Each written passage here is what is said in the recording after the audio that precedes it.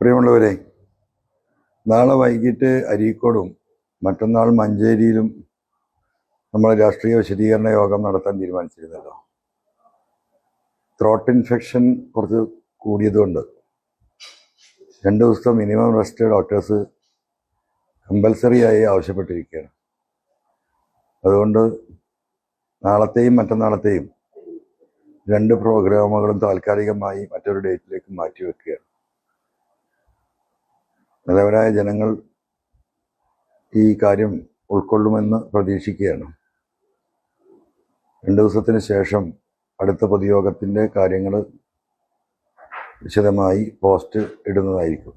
അതുകൊണ്ട് നാളത്തെ പരിപാടി മാറ്റിവെക്കുന്നതിലുണ്ടാകുന്ന ജനങ്ങൾക്കുണ്ടാകുന്ന ബുദ്ധിമുട്ട് ക്ഷമാപണം നടത്തുകയാണ്.